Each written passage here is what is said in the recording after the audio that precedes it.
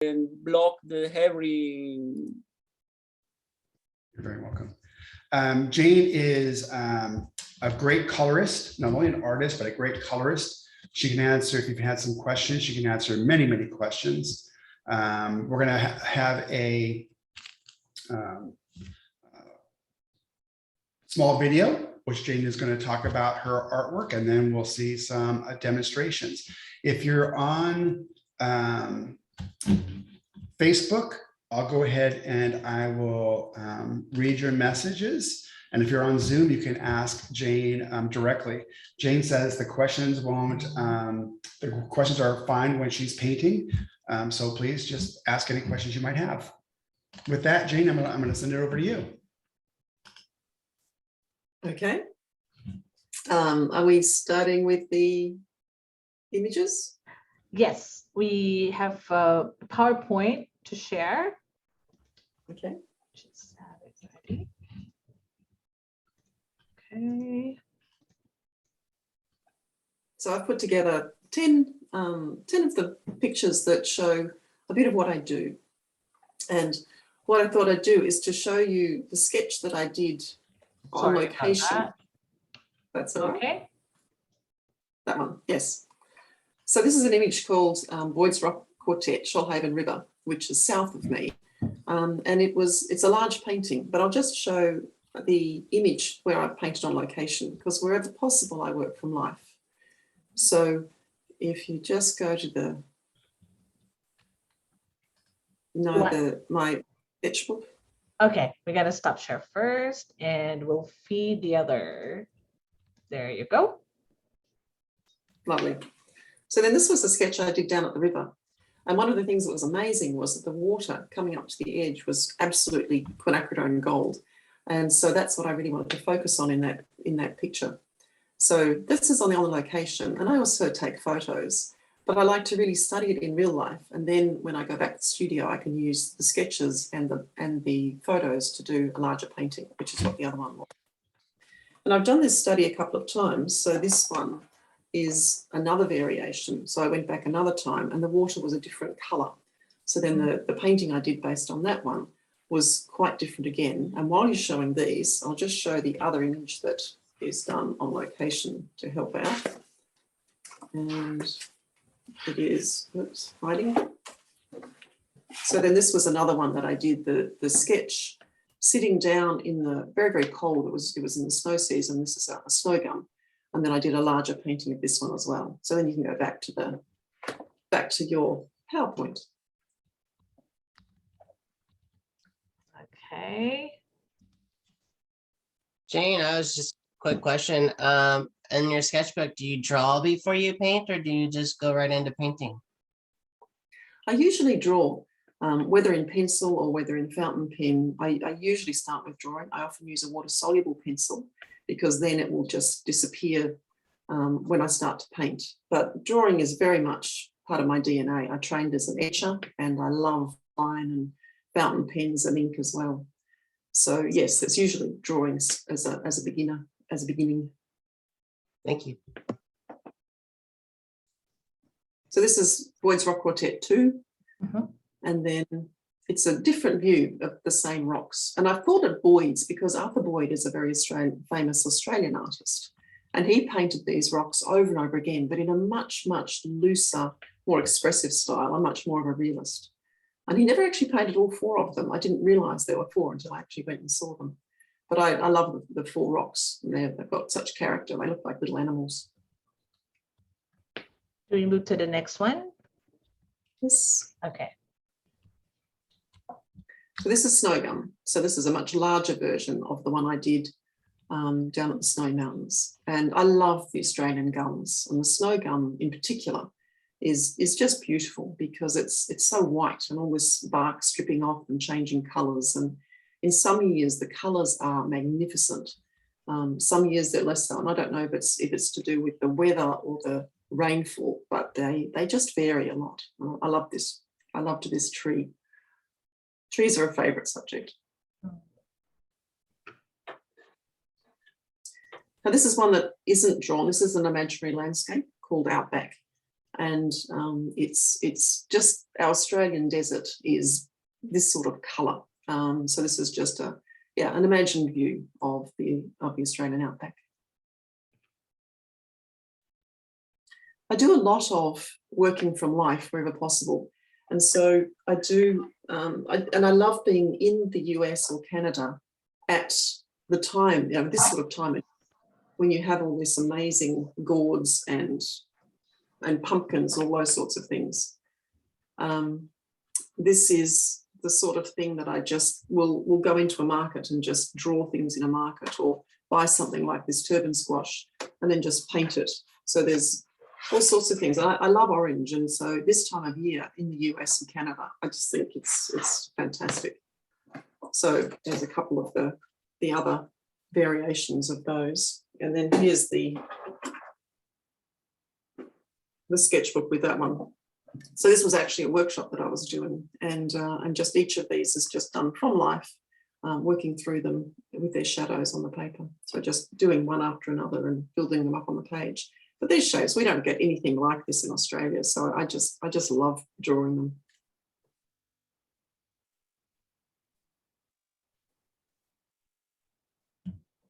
Back to you. Okay. And this? This is a waratah, which is a beautiful native to New South Wales. It's a large plant, but I've done this one on a full sheet of paper, so I've made it really, really big.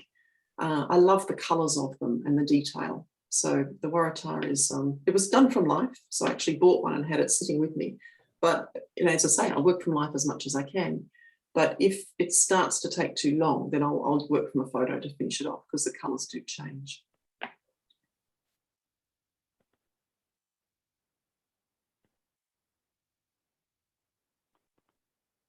And this is a guymia lily, which is another native to New South Wales. It's absolutely huge. So these grow to 10 metres tall. And the plant itself is, well, it's about, it can be up to 2 feet wide. They're really, really enormous. And I just love them. So I've done many, many paintings of these. So the flower is done botanically accurate, and then the background has my favourite quinacridone gold in it. And it's called the guymia lily, or Dorianthus excessa is its longer name. Then what does the life, the actual plant do versus the photograph? What does that? What options do those give you?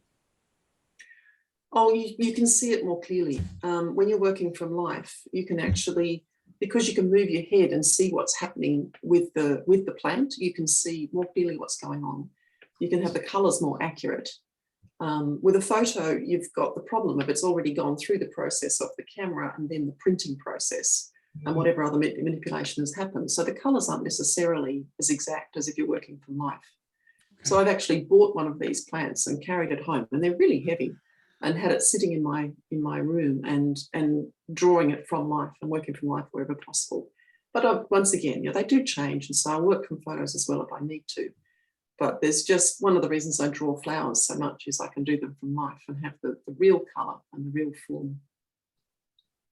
There's also just the sense of being with something, working from life outside or drawing buildings or urban sketching or flowers. There's just a greater joy than working with a photo. I mean, if I work from a photo, it's one I've already taken myself, but it's not the same experience as working from life.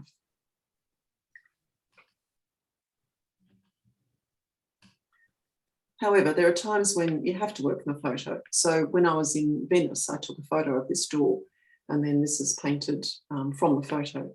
I would love to have sat there and painted it, but it was freezing cold and raining, so this one had to be done from a photo. This is done from life. I was teaching at the Urban Sketchers Symposium in Chicago, and I absolutely loved this sculpture. It was just beautiful. But what happens is you can see the person and the reflection, and when you have a lot of people, you have a lot of reflections. It gets really, really complex. So I went really early in the morning so that there wouldn't be too many people, so that I could manage trying to figure out the reflections of the people. It's just beautiful. It's really, really shiny. So that was in Chicago, and it's known as the bean.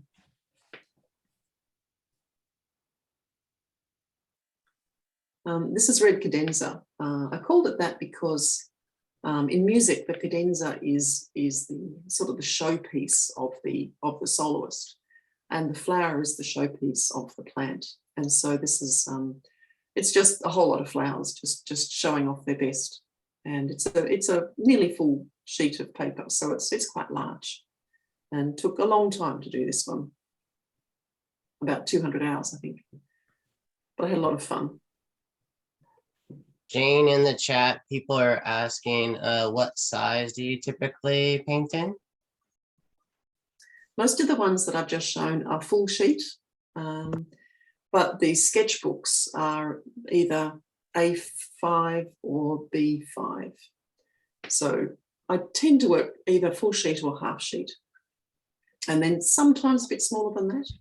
But I've only done a few that are bigger than a full sheet when I've worked on canvas.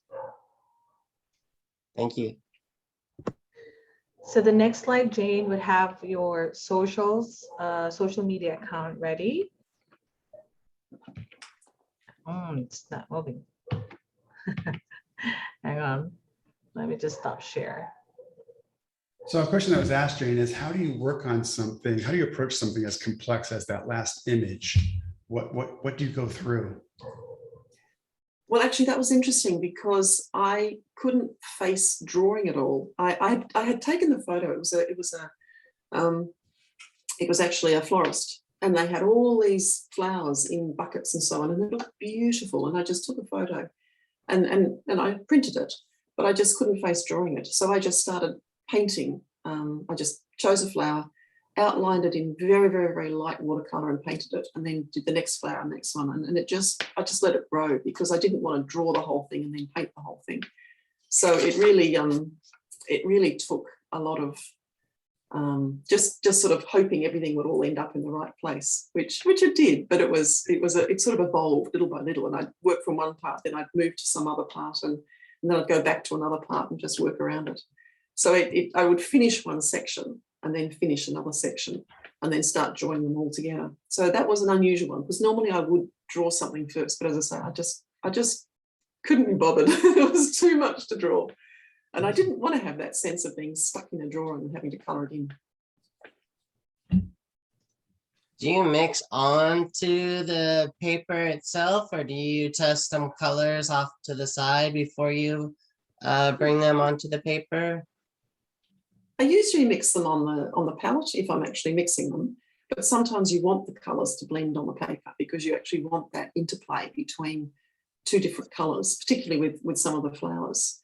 You might want one to just merge into the other, and so I'll do either. I don't usually test the colours. I understand the colours pretty well, so normally I'll just mix them on. I can adjust them on the paper.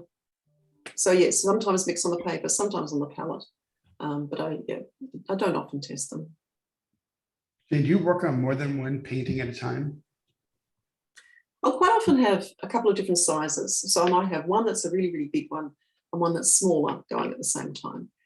Just because there are times when if you don't have a lot of time to work on something, then you might just work a bit on something that's smaller, or if there's a larger one, you might need to let something dry. So I quite often have maybe two going at once, but I don't have lots and lots. I'll usually try and finish one painting and then the next as much as possible. One of the other questions was, how long did the red cadenza take? It was about 200 hours. I don't normally keep track, but with that one, I knew it was going to take a long time. And I actually sort of marked a few, I counted off the hours and I stopped counting at 200. It was quite slow, but it was I enjoyed it. I did get quicker as I was working through, and a bit like putting a jigsaw together.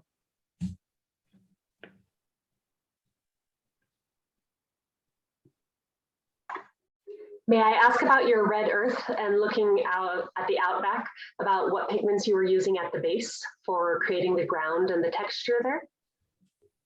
Yes, it was a lot of the granulating pigments. So that one would have had lunar black, which is the only black I use, and transparent red oxide and goethite and buff titanium. Probably those, maybe a bit of Indian red. Can't remember exactly. I throw all sorts of colours into those things, but the really granulating ones that really react well with a lot of water. But the transparent red oxide and lunar black work, they do amazing things together. And see, Deborah asks, what colors did you use in the leaves of the red painting? In the leaves of the red cadenza, lots, but there's usually the greens I use. I can pull it down from here. I tend to use undersea green and perylene green, sap green, and they're the main ones for most of them, and they're on my card. So my palette has those three greens. Sometimes I'll also add rich green gold, and that covers most of what I need. Very occasionally I'll use green apatite genuine if I want that more granulating and variegated green. But perylene green is fabulous for the shadow green. Undersea green is great for a lot of the Australian greens or distant greens in landscape. Sap green is a lovely general foliage green. And then I'll use the phthalo green as a mixer. I don't think I'd ever use it on its own, but I mix it a lot to create other greens as well. But yeah, that would cover greens that I used in red cadenza. I think when Anna was asking her question about landscape, you were talking about granulation. Do you ever use granulation within the flowers or the foliage? Foliage, yes, but not usually within the flowers. So granulation, it can be wonderful in the background. It's fabulous for making a background more interesting and those sorts of things. But most flowers, I wouldn't use much granulation unless I saw it there. You know, as I mentioned, I'm a realist. So if a granulating colour is going to produce the effect that I see, then I'll use it. Otherwise, I'll use colours that are more, non-granulating. And a lot of flowers, if they're yellows and reds and so on, there aren't really reds and yellows that granulate so much. So it's not really such an issue. It's the greens and the browns and the earths that'll granulate more. So a seed pod, I definitely use the granulating colours. There's a jacaranda pods and those sorts of things that are maybe not familiar to everyone, but they have incredible granulation because they have all these bark-like surfaces. And so the granulation pigments are great for those. Gabriel raised his hand, so please go ahead with your question. Yeah, you said you like oranges. What do you like to mix for your oranges? I will tend to use transparent pyrrole orange as a base orange colour. It used to be a really rich reddish colour, and now it's more of a mid-orange. It's really lovely. Or I'll mix Hansa Yellow Medium and Pyrrole Scarlet, because that will give you a beautiful range of oranges. So you can obviously use a single pigment one or mix them. Quinacridone Sienna is another lovely one if I want it to be just a little bit more neutral. But transparent pyrrole orange is just an amazing colour for working with the orange range. And then I tend to use, as a Hansa Yellow Medium or Quinacridone Gold to blend it out. So you can get beautiful oranges. I mean, I don't necessarily use orange pigments, but in my own personal palette, the transparent pyrrole orange is still the reddish version, and that's kind of my warm red. I love oranges, but they can be mixed so easily.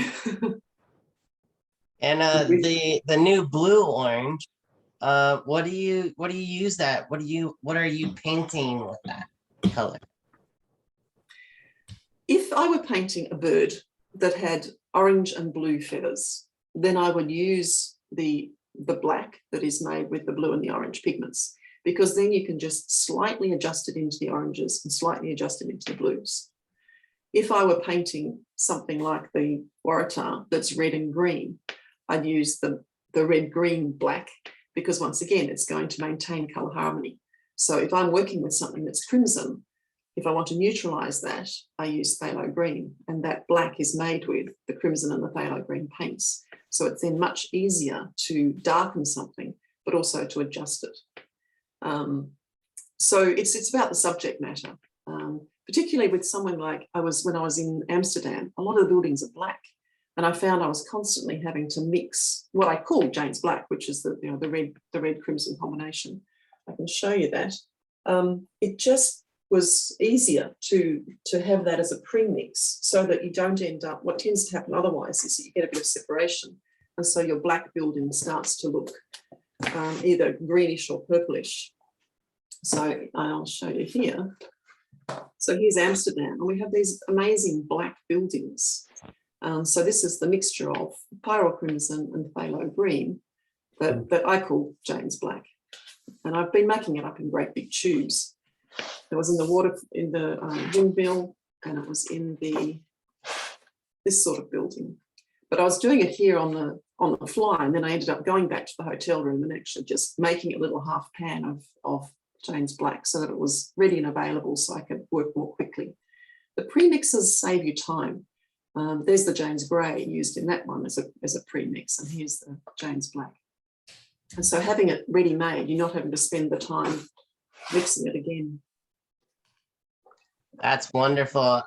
When John was doing a little sample of it yesterday, it almost had a little bit of a smoky look to it, as there was being even more diluted down to more water. But now just thinking back, it does seem like such a nice soft color once it's lighter for a bird. It just creates that a beautiful illusion.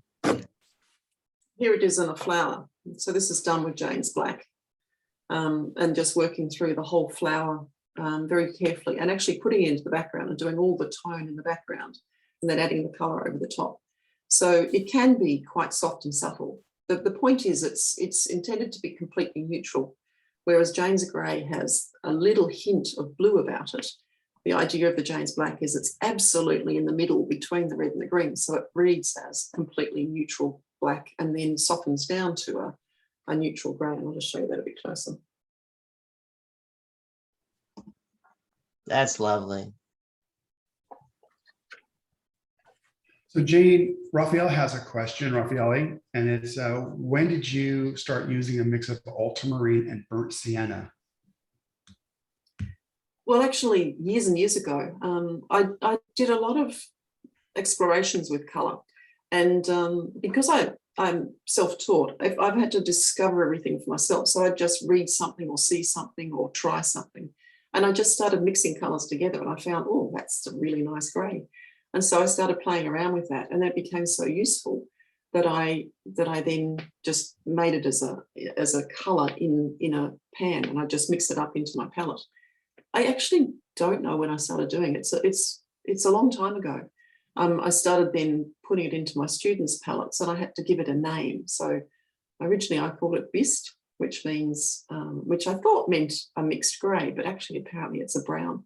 So then I just sort of as a joke called it Jane's Grey, because I'd made it, and it was a bit of a pun on Payne's Grey, because Payne's Grey can be a bit of a pain, not spelt the same, but the idea was it was something that harmonises, because everyone uses ultramarine and burnt sienna in a palette, or maybe burnt umber, and so you keep this beautiful colour harmony without introducing a grey that's made from completely different pigments from what we're using. But yeah, I actually don't know when I did it. It's just been such a long time that I don't know when it started. Sometime last century.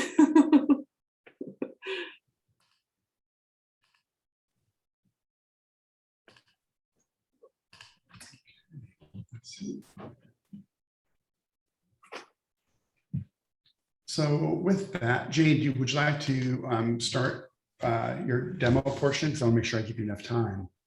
And then if you're on Zoom, you can just keep asking questions. And then for those of you on Facebook, I will read the questions you have to Jane. Okay. What I thought I'd do is I was doing a Zoom class with my students, and this is an Australian kangaroo paw. And it's the most gorgeous little subject. So you can see this here is why it gets its name. It looks like a kangaroo paw. But I also think that the little flower looks like some sort of dragon. And someday I'm going to create some sort of character, I think, based on that. And this one over here, they just look like some sort of, you know, crazy dragon figure. So I thought I'd just do a little bit of this, so you see a little bit of detail painting, and then I can put in a little bit of a background using a really granulating color just to see that as well. So I hope that you'll find that helpful. And I'll work with, everyone likes to see palettes. So what I use is a beautiful handmade brass palette. So that's what I use in the studio. I just saw the question, what's in Jane's black? The green and red version has pyrrole crimson and phthalo green, which is the crimson and the green, and the orange and blue version has transparent pyrrole orange and phthalo blue red shade.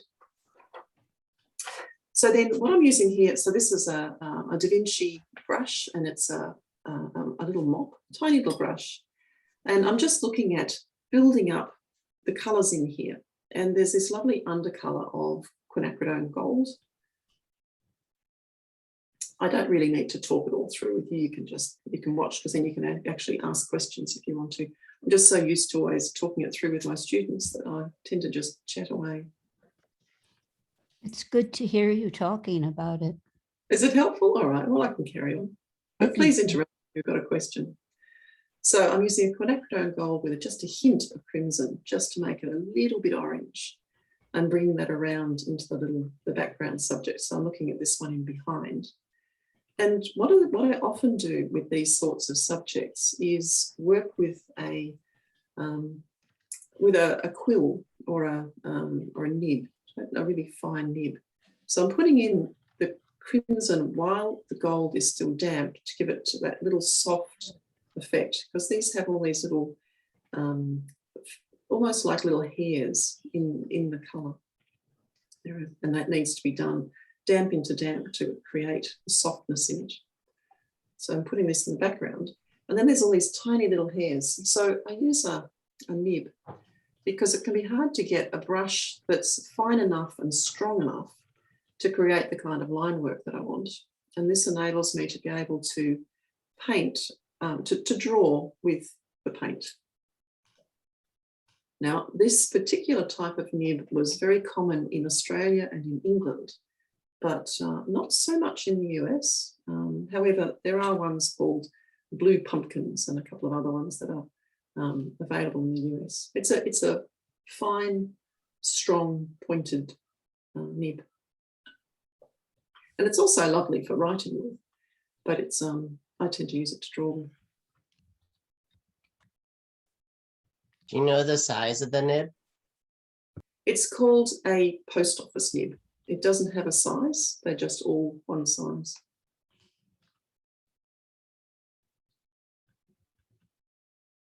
So while that's drying off, I'll put in a little bit of this neutral colour down below and just carry on with this.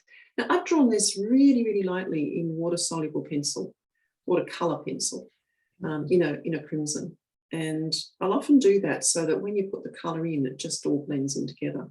While it's perfectly acceptable to have lines showing, you have pencil lines showing in watercolour, sometimes I just want them to disappear. So a watercolour pencil line will tend to disappear.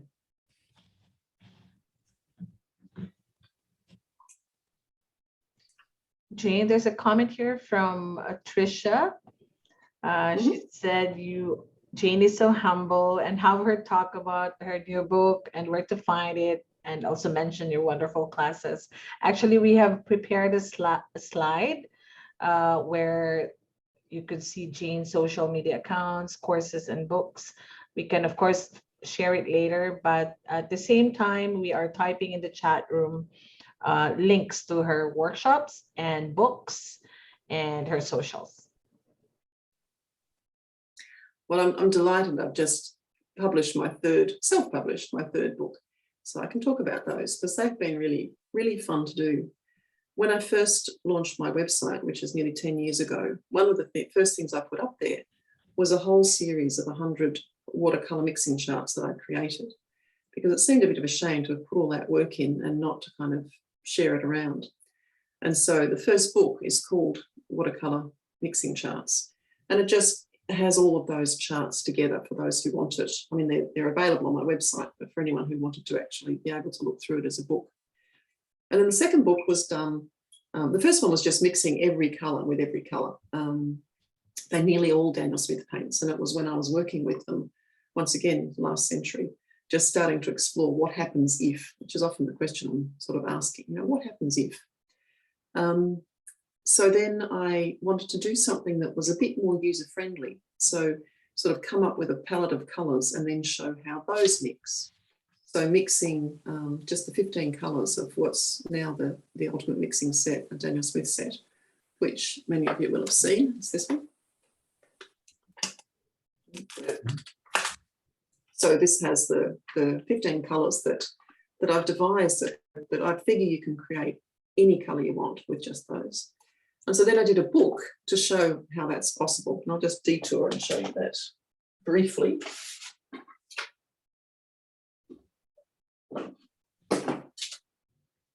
So that's this book. And it goes through those 15 colours which are there. And then it shows every possible 2-colour mix. So that's all the yellows mixed with all the reds, and all the yellows mixed with all the blues, and then all the reds mixed with all the blues. And it just goes through every 105 possible 2-colour mix. And then it goes into the 3-colour mixes. So this is intended as a guide to just help you to know what's possible. And I then went on to some of the interesting triads and 3-colour mixes that are possible, which led on to the next book, which I've just published, which is called Watercolor Triads. So this is using the same colours. And interestingly, this is done with just 3 colours. It's done with Hansa Yellow Medium, Quinacridone Rose, and Ultramarine. There's no other colours there. So with just 3 colours, you can do an incredible amount anyway. So then this book goes through working with triads. So looking at different types of triads, showing the triad and what happens as you mix the 2 colours, and then showing the tertiary mixes. So these all have, this is all greens made with the 3 colours together. So starting with the green, adding a tiny bit of red. This is all the oranges and the purples and the greys. So I've gone through with this one, and it's just showing a whole range of different sorts of triads, sometimes with a sample of what it might look like if you actually paint with it. You've seen that one already. So it was a lot of fun to do. I often talk about people working with triads to maintain colour harmony, and so that's what this book is about.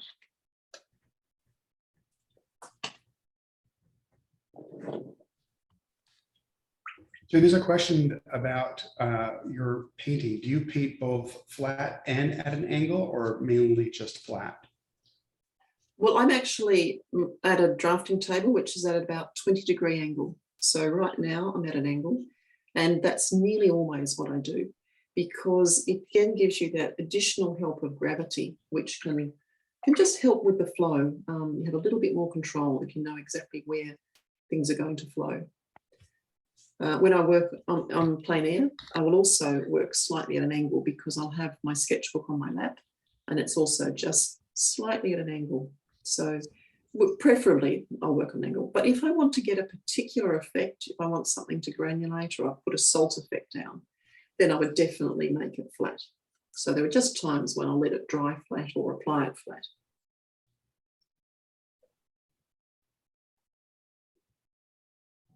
So I'm just working here with a bit of buff titanium and then undersea green. And they're some of the colours I get through fastest. It's funny, the colours that you have to top up more often. But undersea green is so perfect for Australia because our greens tend to be a little bit dull. And it's this lovely mix of ultramarine and quinacridone gold. And it just works for so many subjects.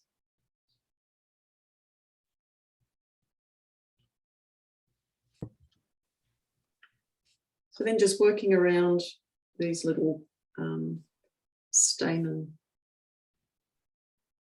Jane, when were you introduced to watercolor?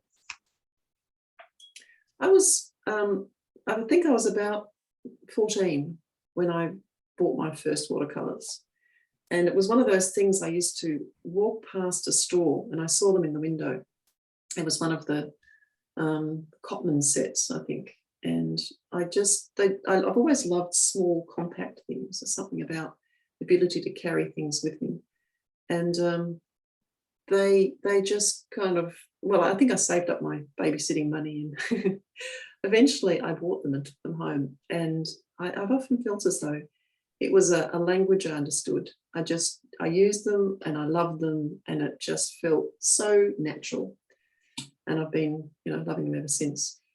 So I got professional ones when I was about 20. I got Schminke, actually, professional set. And then I didn't discover Daniel Smith until a couple of years after they were released. They were released in 1993. And I've been using them since 1995.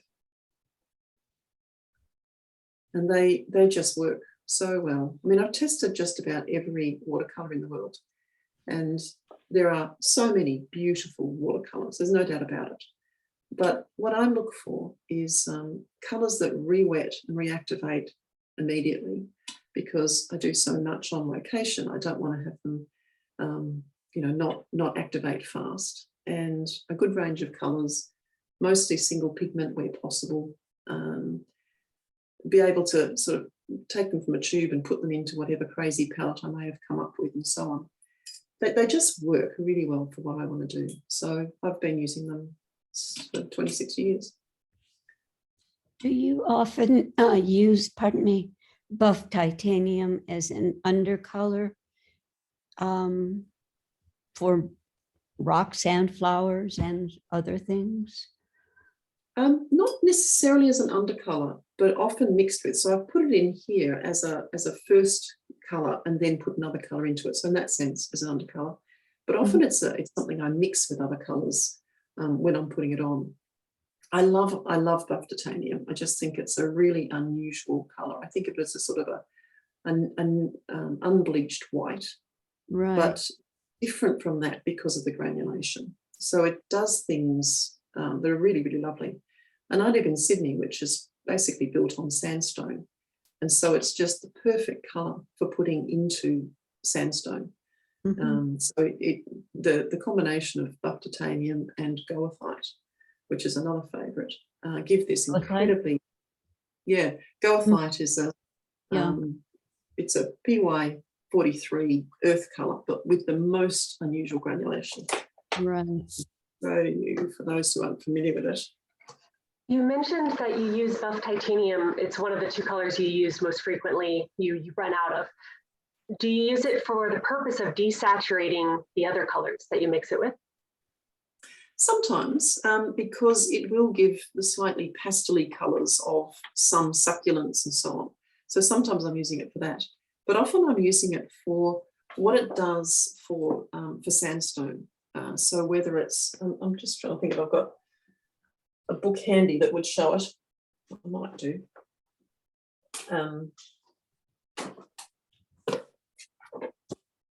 That one, for example. This is buff titanium and goethite mixed up together to create the stone. And I've probably got other sandstone in here because there's a lot of sandstone. In beaches, so here this is buff titanium and goethite to give a beach. And then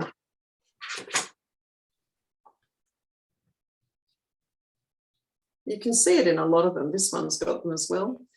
So wherever I want the look of marble or of sandstone or those sorts of things, it's the one I tend to go for. And certainly beaches. There's a lovely beach here. So this is, that lovely look of the sandy beach and so on, all the sandstone through here. This is buff titanium and goethite with James Gray, and it just gives you the idea of footprints in the sand. Thank you.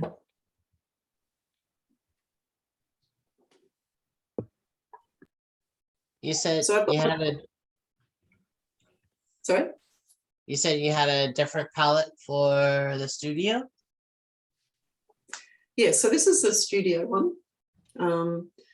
Then I have a teaching one. So when I'm teaching, I use this one, which is the Magello 20 color one, which is just great for, you know, big washes and so on. When I'm sketching, I use another one. I tend to use this one, which is brilliant design from the UK. And at the moment, I've got loads of colors because I was exploring lots of different trials. So yeah, I have different palettes that I take for different things. There's another one, another brass one that I tend to take with me as well. So yeah, it's different palettes that just put different sizes and so on. They tend to have the same colors in them, but they're just, you know, convenient sizes or shapes for different purposes. That's wonderful. Thank you.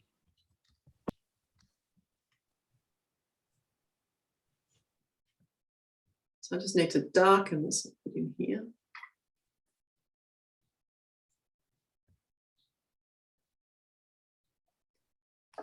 And then I want to put on a background. A lot of people are a bit reluctant to put backgrounds in, but I thought it could be just a fun one to show you. And one of the things that I hoped I'd be able to show you is sometimes to try and choose which colour to put in a background. You can look at your dirty water. Now, I haven't done a whole lot of painting, but the water, you can see it's got this sort of reddish colour to it. And what I thought I would do is use pigmentite, which is one of the Premitech colours, to just create a little background here, because that's a very granulating, earthy colour, but it's sort of based on that, on the colour of the dirty water. So I know it will harmonise. And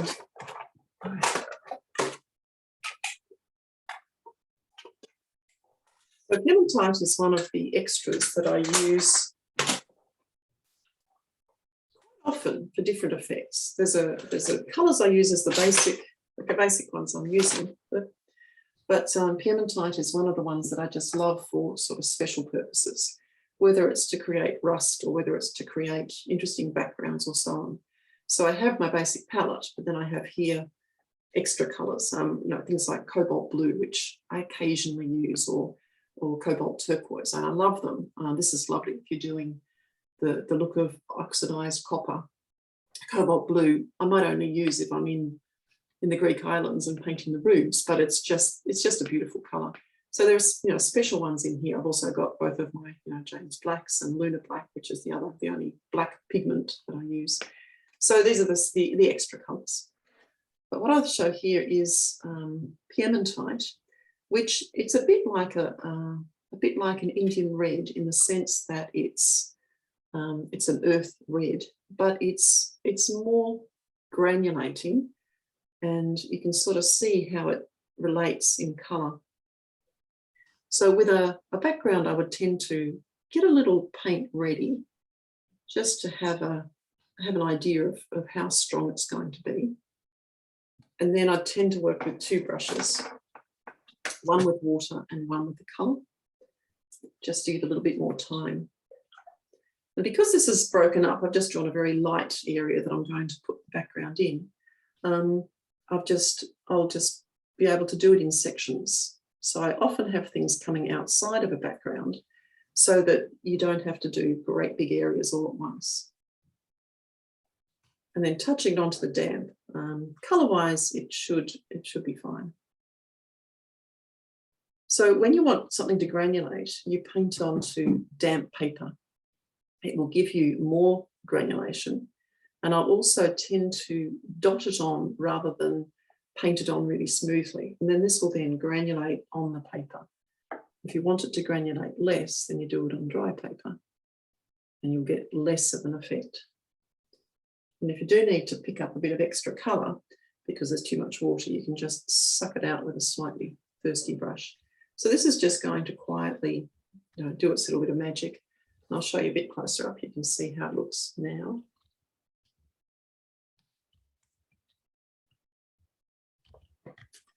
And then as as it granulates, it will start to do, it'll just do a little bit more.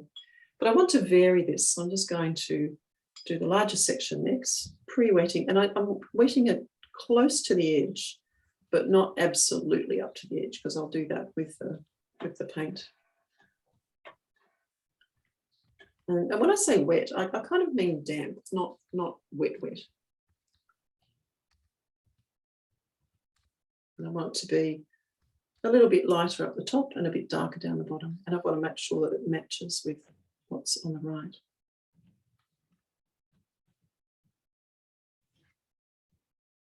Granulating colours are really lovely. Sorry? No, go ahead.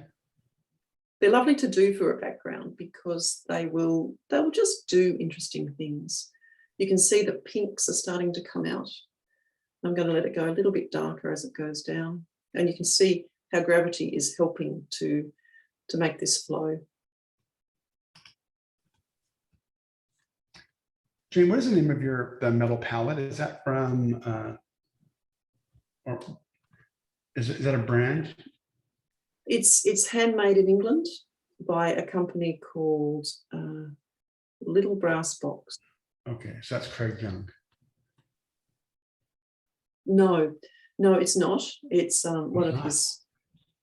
It's not Craig, but it's John. Okay.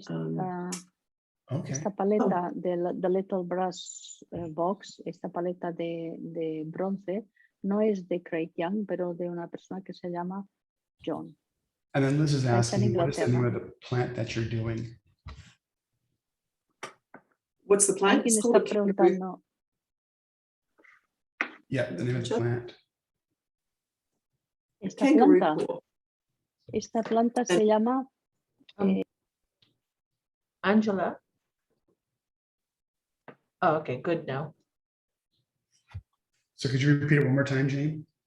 Yeah, it's called kangaroo paw because this looks like a kangaroo paw. P-A-W, so the paw of the animal. And they grow, it's grown in my garden. So it's a little bit of my garden. You can see how this is doing more and more interesting things. And, you know, it can be nice to let it run in and move around. And then keep on going. Jane, what blues do you like to use for skies? For skies, I like to use liftable blues. So I'll use ultramarine and cerulean chromium because they'll mix together with more or less water or more or less of each of the blues, depending on where you are in the world. So if you're in the part of the world where the sky is a bit more greenish, then I'll put more cerulean. And if it's more bluish, more purplish, I'll put in more ultramarine. And if it's very light, I add more water. If it's very dark, I add less water. So in Australia, we often have skies that are almost purple. They're so blue. And I'll even add just a touch of quinacridone rose to create that.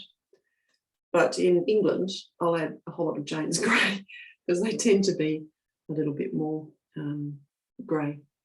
So cerulean, chromium, ultramarine, and Jane's grey, the colours I tend to use. And that works anywhere in the world. I mean, apart from sunrise and sunset. And what colors are you using for your background? Hematite and? It's just piemontite, nothing else. Thank you. And that's the magic of these colours, that they look as though you've got all sorts of other colours in there as well, but you don't. They just, all these other colours come out. And I just love that. You know, they just give you really interesting effects. So the pinky colours come out, which just tone in.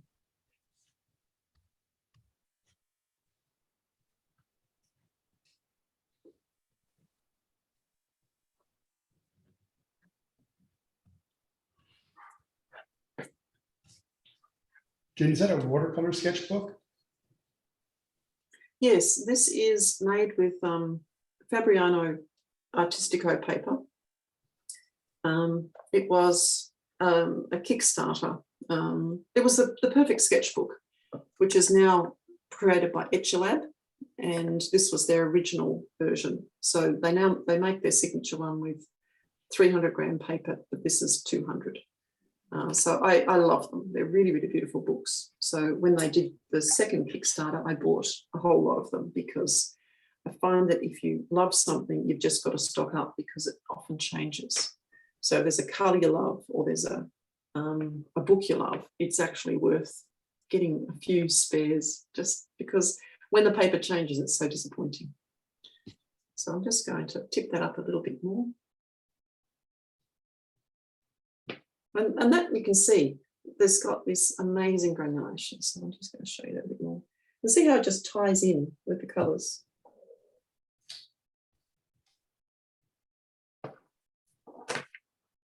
So then I just need to add a little bit of yellow and it'll be pretty much done.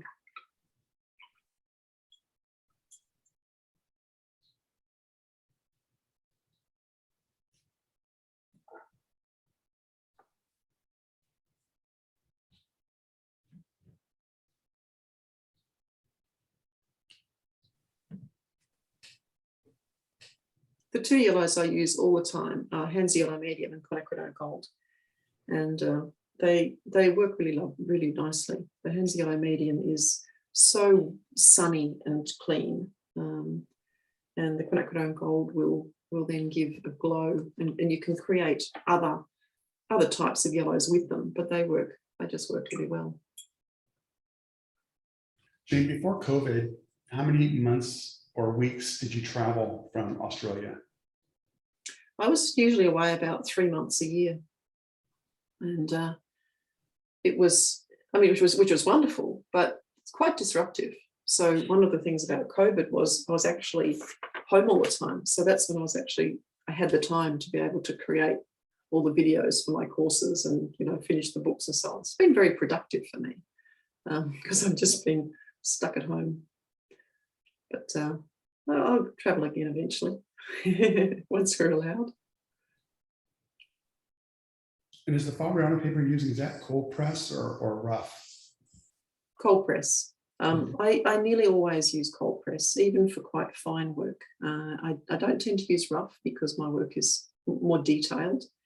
And I find smooth is harder to get really nice washes. It's just harder it acts a bit more like blotting paper, I find. So I'd only use smooth if I was going to do it with no background, something a really detailed botanical or whatever, and no background at all. So yes, this is cold pressed. And it's a slightly creamy paper. That's my only criticism. I'd prefer if it were just totally white, but otherwise it's beautiful. Otherwise I use Archer's paper. Archer's 300 GSM cold pressed is what I use for my big paintings. And also the Fabriano Artistico in there, extra white, I think it is a nice one as well.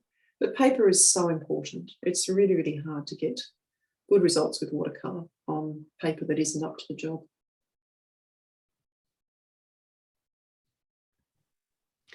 Do you have any thoughts on the Chinese paper Bon, BAOHON,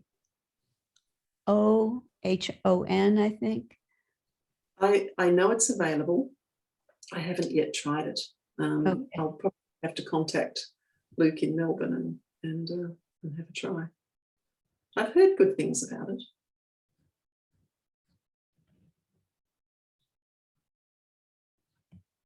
I don't like how expensive Arches is.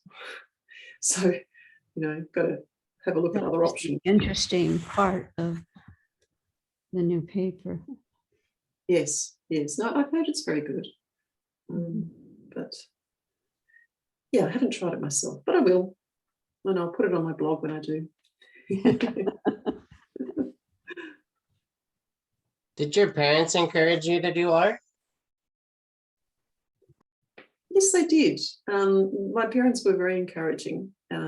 They gave me my first pencils when I was about 7, a set of pencils, and I was always wanting art supplies, and I was always painting and drawing, when I said I wanted to do an art degree, my father, he was interested in amateur theatre, did a lot of amateur theatre. He said, well, you know, it's tough making a living in the arts, but if that's what you want to do, go for it.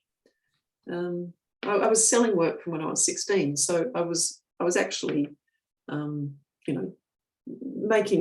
it was going to be possible in a way, but it's still a big leap. So yes, they're still very, but my dad is still very encouraging.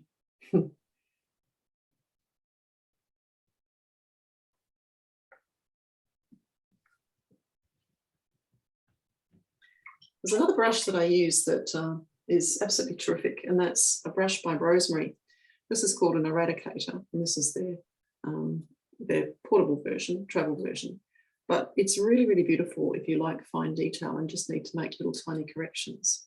So the eradicator is like a very, very flat-tipped, very, very fine brush, and it enables you to just knock back and create tiny little details. Now, you're probably not going to be able to see this, but I'm just making the stem of the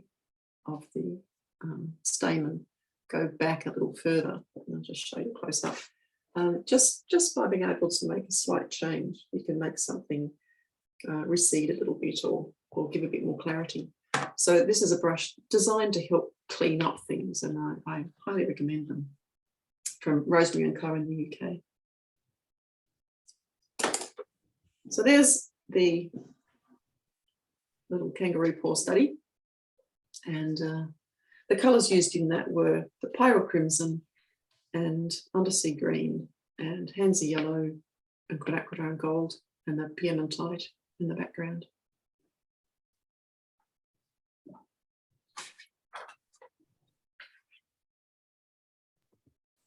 Jane, how do you know when a painting is done? Well, one of the things I think about is it either, with something like this, well, basically you've finished it. But if it's a larger painting, I sort of think of having a conversation with a painting. So it sort of talks to you for a while, particularly an abstract, but any sort of painting. You have a conversation. At some point, the conversation starts to slow down. It's not sort of saying, give me a bit more blue, or I need some more yellow, or I need more detail, or whatever else. And so when that conversation slows, you think, okay, well, it's not asking for anything else. Must be done. So it's quite an intuitive process, I suppose. Jane, do you also use dry pans when you paint? So half pans or full pans? Yes, I always do. So I tend to fill them myself, but I think you've got way more control if the paint is dry and you can just touch it and gradually build it up. Working with wet paint for me, I'd only do that if I'm doing really large areas. So if I'm doing a 6 foot by 6 foot canvas, which I've done, then I would squeeze the paint from the tubes and make really big bowls of washes, because I have to cover a huge area. But otherwise, I work with this sort of size, or the half pans, or tiny little pellets. I mean, I make little pellets out of all sorts of things. So this sort of thing as well. So you can fill the little pans, whatever size you have. So I love working with tube colour, but then I turn them into pellets that I can just squeeze into from the tube colour.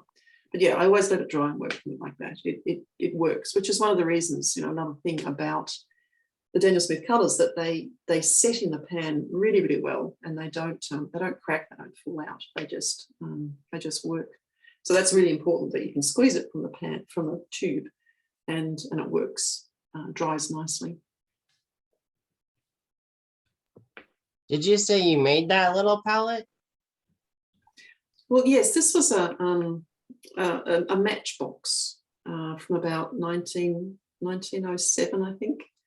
And I've just put the little pans in it to make it into a palette. I mean, you can make watercolour palettes out of just about anything, and I show lots of them on my website. So these are little ones that I got from Maria at Art Toolkit, and I've just stuck them in, and then this is the mixing area. I've made palettes out of lip balm boxes and all sorts of things. And I always adapt them. I mean, even the Daniel Smith one, which is great like this, I adapt it. Sorry, John. I take out the little pans and put the colours in directly so that there's nothing wriggling around. So, you know, when I refill it, I just do it without the pans because I'm not going to change the colours. They're set. This means there's more in there and then there's nothing wriggling around. The pans are great if you're going to change colours around, but with this set, you know, I'm not. So then it actually holds more paint and it works even easier. So I always like to adapt, as I say, that question of what happens if, and see what works. So we have about 1 minute left. Is there anybody on the Zoom side that has a question they want to ask Jane?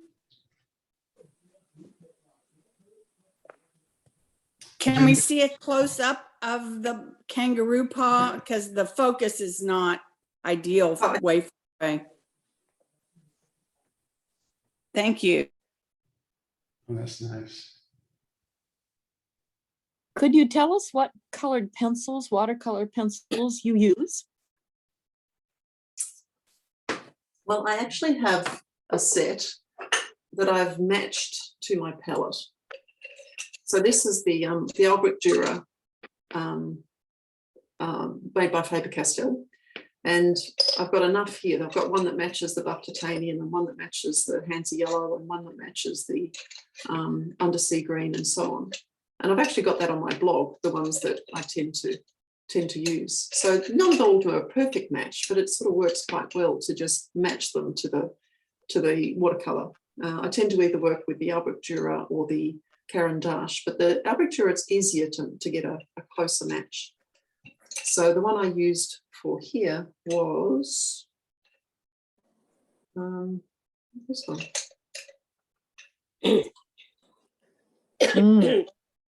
So Thank you. Dark, and it matches the pile crimson very nicely.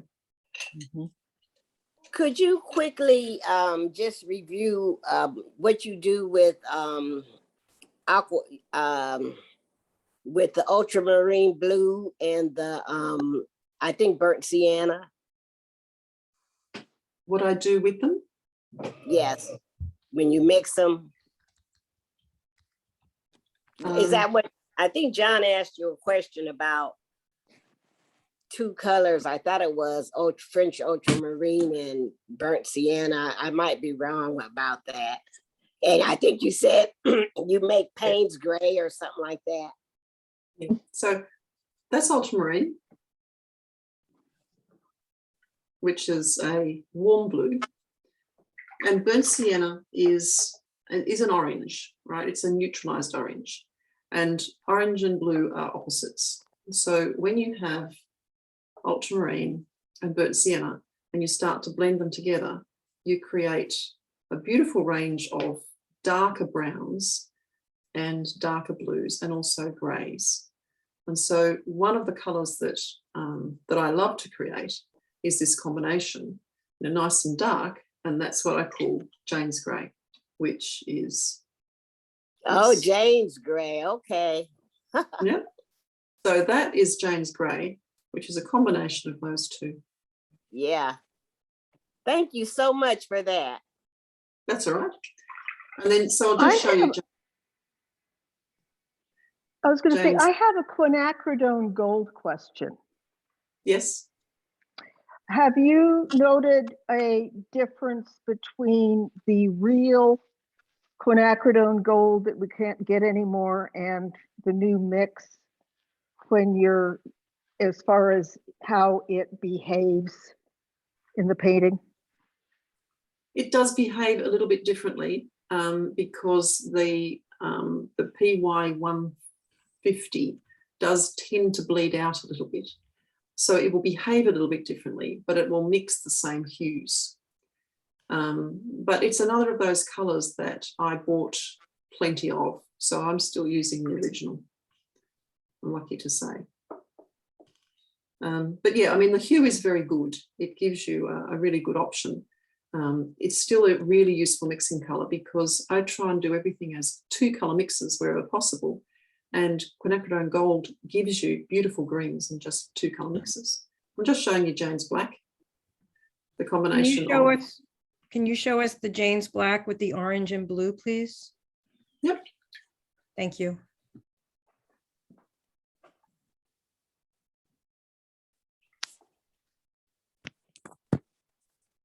So this is transparent pyrrole orange and phthalo blue red shade. This makes the most amazing range of colours.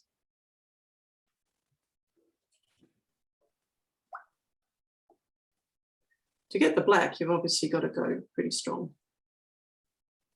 And you can see it. So you can see how if you're doing an orange and blue bird, this is the perfect black to use. And if you're doing a waratah, this is the perfect black to use. And if you're working with these, you can do the grey. So that's Jane's black B/O, B/O, and that's Jane's black RG.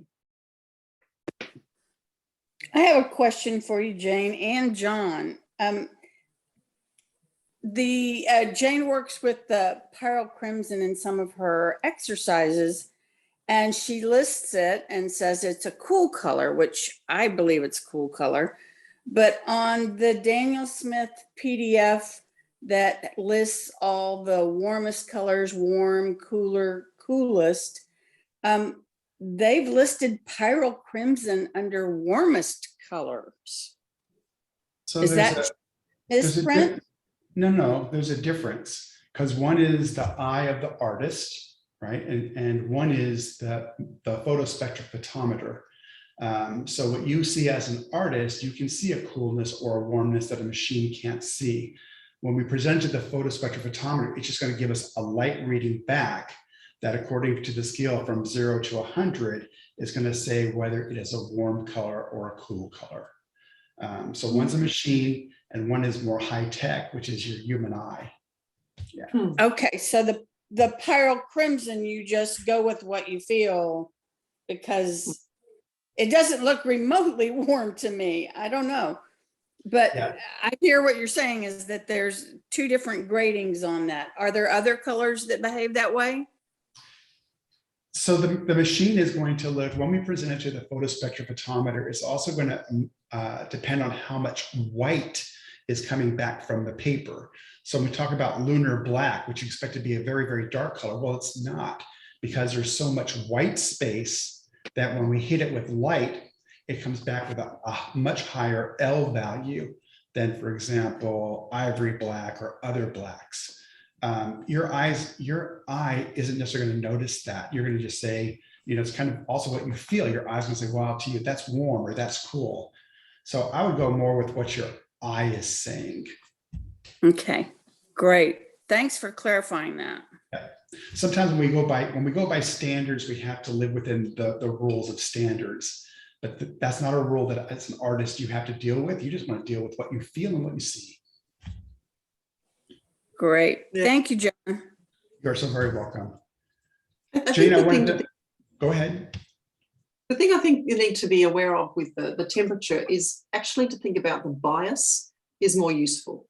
So a cool red leans towards purple and a warm red leans towards orange. So if you think, does it lean towards orange, does it lean towards purple, then you can decide. And if it sits right in the middle, then it's a mid-red. So rather than thinking, is it warm or is it cool? If it leans towards orange, it's going to make bright oranges. If it leans towards purple, it'll make bright purples. And that's kind of an easier way, because temperature is relative. But if you look at which direction it leans, that's more helpful, I think. So with that, Jane, I wanted to thank everyone first for joining today. Jane, thank you so very, very much for taking part today. Jane, when people are asking me questions, I ask Jane if I can send them to her. She does a great job, maybe unfairly sometimes on my part because she's so giving, but they absolutely love it. I mean, there is just so many comments, Jane, about how appreciated you are. So thank you so much for taking time with us today. You're fantastic. Thanks for having me. Thank you. Bravo, bravo.